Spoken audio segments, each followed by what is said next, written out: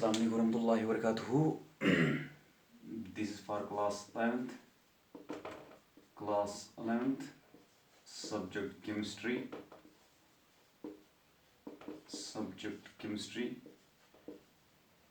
school boys higher secondary school Hill, and my today's topic is magnetic quantum number. Magnetic quantum number.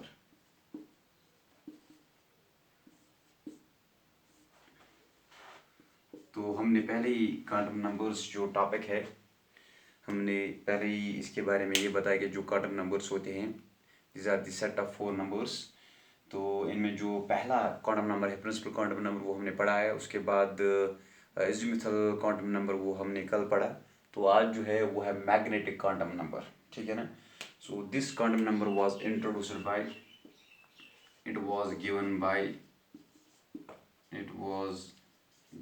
Bye लिंड। ये लिंड ने दिया। it gives information about the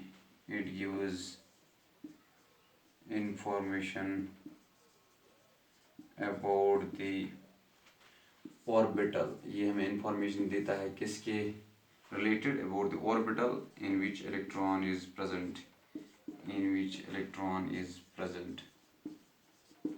ठीक है ना।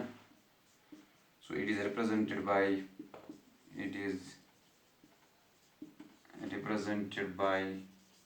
Small m से हम इसको रिप्रेजेंट करते हैं, ठीक है ना। तो m के जो वैल्यूज है, values of m depends upon the values of l। m की जो वैल्यूज है ये डिपेंड करते हैं upon the values of l। तो इसमें जो अब l वैल्यूज है, m वैल्यूज है, value of m that's equal to -l through 0 to +l, -l through 0 to +l, ठीक है ना।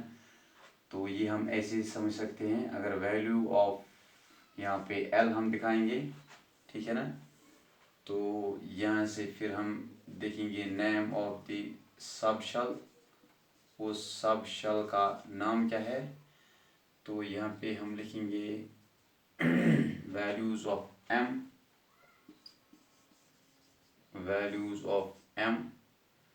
तो यहाँ पे हम लिखेंगे नेम ऑफ द ऑर्बिटल्स का नाम क्या है, ठीक है ना। तो वैल्यूज ऑफ l का वैल्यू 0 भी हो सकता है, 1 2 3, ठीक है ना। अगर l वैल्यू 0 है तो उस सब शेल को हम नाम देते हैं s सब शेल, उसको हम नाम देते हैं s सब शेल। अगर 1 है तो p, अगर 2 है तो d, अगर 3 है तो f सब शेल नाम देते हैं, ठीक है ना। तो s sub shell p d and f। तो वैल्यू ऑफ m किसके बराबर होता है, -l थ्रू 0 to +l। अगर वैल्यू ऑफ l यहाँ पे 0 है तो -0, इट मीन्स यहाँ पे वैल्यू ऑफ m आएगा 0, ठीक है ना। तो p के लिए अगर l वैल्यू 1 है, तो m वैल्यू होगा -1 0 +1। तो 3 वैल्यूज है m के, सो इट इज -1 0 +1, ठीक है ना। अगर l वैल्यू 2 है तो m के कितने वैल्यूज है, -l मीन्स -2 -1 0, इट इज +1 +2 हो गए, 1 2 3 4 5। तो वैल्यूज क्या है, -2 -1 0 +1 +2। ये है m की values for l value d that is 2, ठीक है ना। अगर हम बात करेंगे f सब शेल की जिसके लिए l वैल्यू होता है 3, तो m वैल्यूज क्या होंगे, होंगे -3 -2 -1 0 1 2 एंड 3। तो यहाँ पे नेम ऑफ द ऑर्बिटल्स यहाँ पे कितने ऑर्बिटल्स है, तो इस ऑर्बिटल को हम नाम देते हैं s ऑर्बिटल।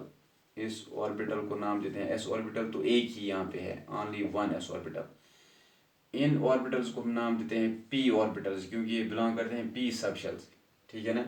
इनको हम नाम देते हैं पी ऑर्बिटल्स। तो ये तादाद में कितने हैं, 3 है, 3 है, ठीक है ना। तो इनको हम नाम देते हैं, चूँकि ये ऑर्बिटल्स जो है ये बिलोंग करते हैं डी सबशेल को, तो इनको हम नाम देते हैं डी ऑर्बिटल्स। इनको हम नाम देते हैं डी ऑर्बिटल्स। तादाद में कितने हैं, 1 2 3 4 5, तो we have 5 d orbitals. D orbitals होते हैं 5। ऐसे हमारे पास ये है एफ ऑर्बिटल्स, ये है एफ ऑर्बिटल्स। तो तादाद में कितने हैं ये, 1 2 3 4 5 6 7, वी हैव 7 एफ ऑर्बिटल्स, ठीक है ना। तो ये था third quantum number, that is magnetic quantum number. अब हम जो लास्ट क्वांटम नंबर है उसको हम देखेंगे, that is spin quantum number. That is spin quantum number, उसको हम देखेंगे अब।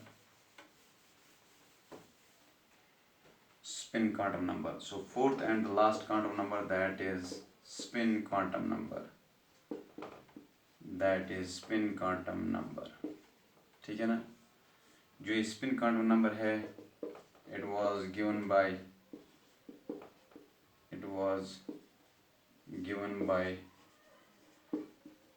Gaudsmit, ठीक है ना। It was given by Gaudsmit, so it is represented by S। इसको हम कैसे रिप्रेजेंट करते हैं, it is represented by S। S से हम इसको रिप्रेजेंट करते हैं। तो ये जो S है, इसके यहाँ पे 2 वैल्यूज है। S +1/2 भी हो सकता है, +1/2, S -1/2 भी हो सकता है, ठीक है ना। अगर S +1/2 है, अगर स्पिन इलेक्ट्रॉन की +1/2 है, इसका मतलब है ये घूम रहा है इन क्लॉकवाइज डायरेक्शन। अगर ये -1/2 है तो इसकी स्पिन है इन एंटी क्लॉकवाइज डायरेक्शन। इसको हम ऐसे भी बोलते हैं, ऐसे रिप्रेजेंट करते हैं, इसका मतलब है स्पिन अप। इसको हम ऐसे भी रिप्रेजेंट करते हैं, इसका मतलब है स्पिन डाउन, ठीक है ना। तो ये जो स्पिन क्वांटम नंबर है, ये हमें स्पिन एंगुलर मोमेंटम भी देता है। Spin angular momentum, it also gives spin angular momentum of electron, and that is given by ms is equal to under root of s into s plus 1 h/2 pi, ठीक है ना। ms हम लिखेंगे under root of s into s plus 1, ये है यहाँ पे 1/2, यहाँ पे 1/2 प्लस 1, ठीक है ना, h/2 pi। तो ms यहाँ पे आएगा, ये आएगा ऐसे 1/2, यहाँ पे 2 1 2 प्लस 1 हो गई 3/2, h/2 pi, ठीक है ना। अब मैं यहाँ पे लिखूँगा इसका वैल्यू जो है, यहाँ पे लिखूँगा स्पिन एंगुलर मोमेंटम का वैल्यू यहाँ पे। तो ms जो है यहाँ पे वो हमें मिलेगा क्या, 3 1 3, ये है 3 डिवाइड बाई 2 2 4, ये है 2 2 4, h/2 pi। अब मैं इसको ऐसे लिखूँगा ms इज इक्वल टू √3, ये है √3, ठीक है ना। और यहाँ पे लिखूँगा ये है 2 स्क्वायर, इसका रूट, क्योंकि 2 स्क्वायर मीन्स 4, तो square root cancel, h/2 pi।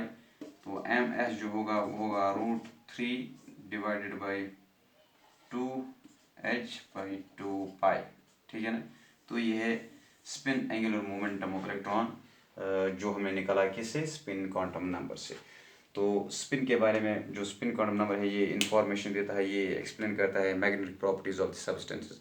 अगर स्पिन इस अंदाज में है कि जो नेट मैग्नेटिक मोमेंटम है, तो एक जो स्पिनिंग इलेक्ट्रॉन है ये इसके साथ एसोसिएट होता है एक मैग्नेटिक मोमेंटम, ठीक है ना, एक मैग्नेटिक मोमेंटम एसोसिएट होता है। तो अगर ये मैग्नेटिक मोमेंटम, इनकी अलाइनमेंट अगर एक ही डायरेक्शन में है, तो वहाँ पे नेट मैग्नेटिक मोमेंटम जो होगा वो 0 के बराबर नहीं होगा। तो उस टाइम उस सब्सटेंस को हम बोलते हैं पैरामैग्नेटिक सब्सटेंस। अगर ये नेट मैग्नेटिक मोमेंटम 0 के बराबर होगा, स्पिन की अलाइनमेंट ऐसे है कि इनका जो मैग्नेटिक मोमेंट है वो कैंसिल होता है, तो अब जाके नेट मैग्नेटिक मोमेंटम जो है सब्सटेंस का वो 0 होगा। तो उस टाइम हम उस सब्सटेंस को हम बोलते हैं diamagnetic substance. So this was all about today's topic, magnetic quantum number and spin quantum number. Thanks for watching.